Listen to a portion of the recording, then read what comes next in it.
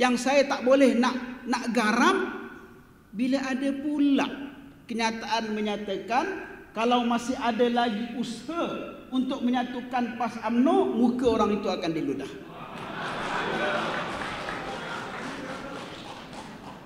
La haula wala quwwata illa billah.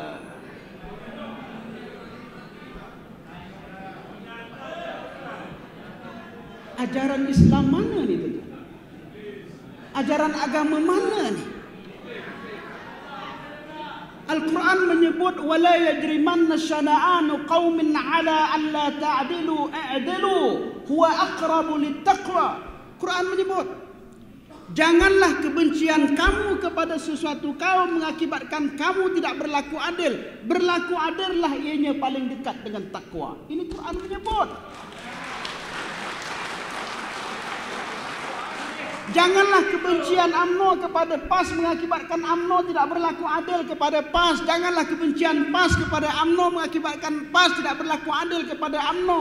Janganlah kebencian kita sesama kita, mungkin ada perbezaan pandangan dan pendapat, mengakibatkan kita tidak berlaku adil.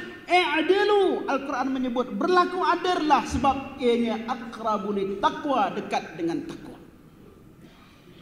Tuan, ini message yang kita nak bawa. Tak apalah kita berbeza pandangan. Tuan-tuan, beza pandangan ni Imam Malik dengan Imam Syafi'i pun beza. Berapa mazhab? 8, 12 mazhab kita ada. Ada orang kata ambil wuduk kena basuh kepala semua. Ada mazhab kata ambil wuduk 3 helai cukup. Dia basuh 3 helai pun dia boleh semayang, dia basuh 1 kepala pun dia boleh semayang.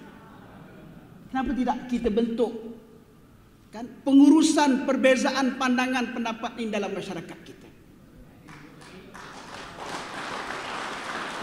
Imam Syafi'i menyebut, Al-Imam Syafi'i menyebut idza sahhal hadis fa huwa madhhabi.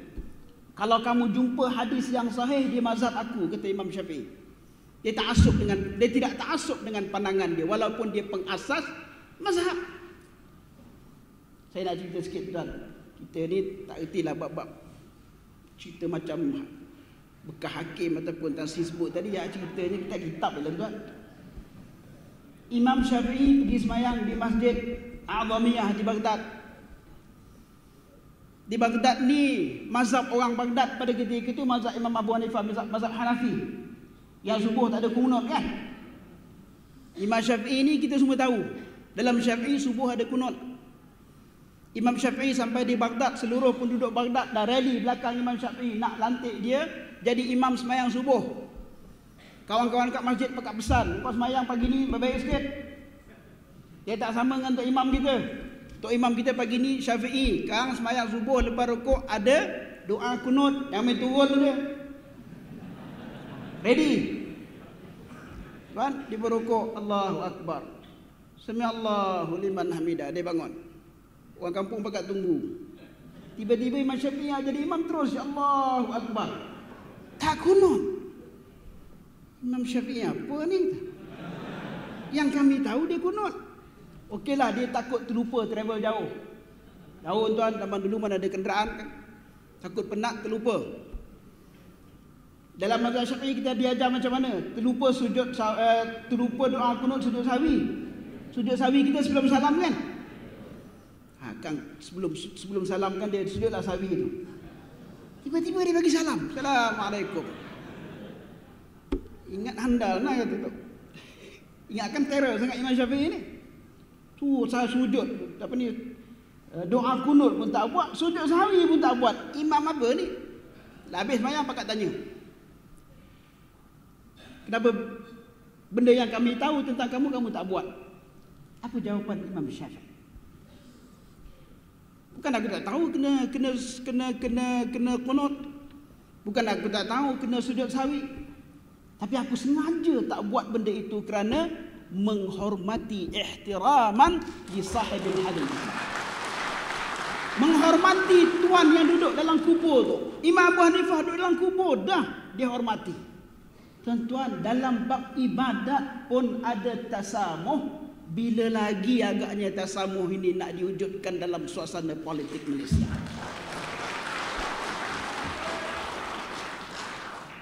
Saya ikuti berbagai ulasan, ucapan, dan alhamdulillah semenjak saja lepas daripada keputusan pilihan raya ini tuan-tuan, macam-macam analisa dibuat, perbincangan dilakukan. Dan satu perkara yang saya tertarik sebutan daripada Yang Amat Perdana Menteri adalah selepas dia tengok keputusan itu, salah satu benda yang akan dia lakukan selepas daripada ini adalah reconciliation. Okey. PRU 13 telah mengajar banyak orang politik, telah mengajar banyak UMNO, telah mengajar banyak juga PAS. Bagi saya, kalau berlaku pun proses reconciliation tuan-tuan, yang pertama dan harus diutamakan adalah reconciliation di antara sama-sama orang Melayu Islam. Ini harus jadi agenda utama. Saya naik kapal terbang, Parlimen hantar pergi London. Satu trip. Tuan-tuan pun tahulah travel. Kalau travel kita urusan rasmi ni dapatlah duduk tempat yang sedap sikit. Saya duduk sebelah seorang. Nak kata amoy pun taklah amoy sangat. Ingat dah 50 lebih umur dia. Mula-mula dia naik, dia tak nak cakap sangat.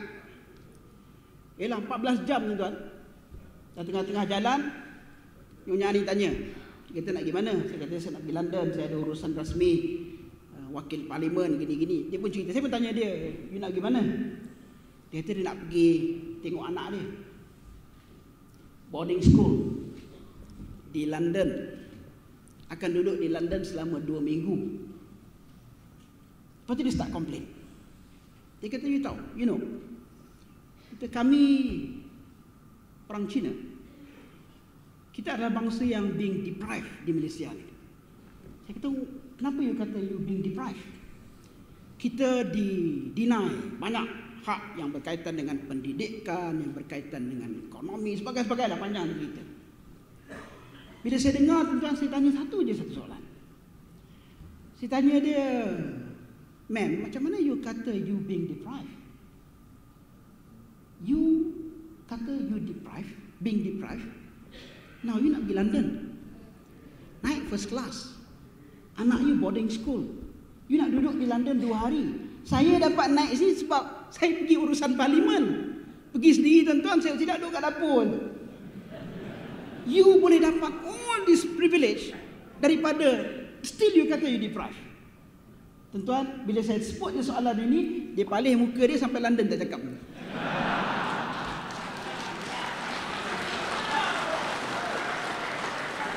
Itu realiti. Realiti ya. Nah, berapa kali dah kita tengok 10 orang paling kaya di Malaysia, 20 orang paling kaya di Malaysia, balik-balik gambar saya motor, balik-balik gambar saya motor. Baru ni je naik gambar Datuk Muzani kejap dengan siapa, Datuk Syaril ke apa. Tuan, itu pun kata being deprived lagi.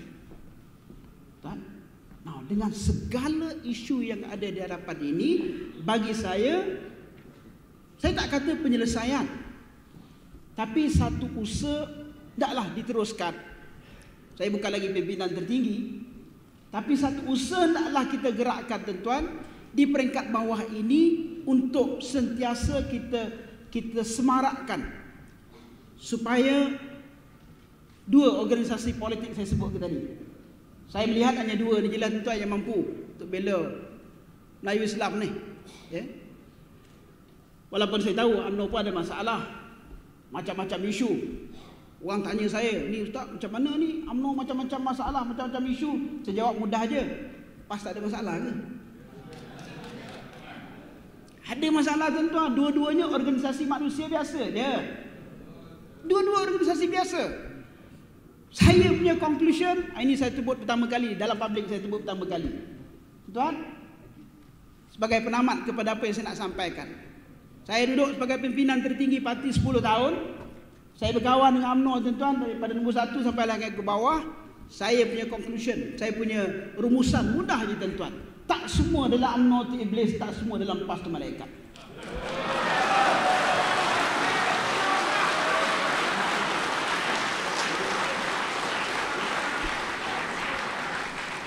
Hak iblis tu kita tendang cepat.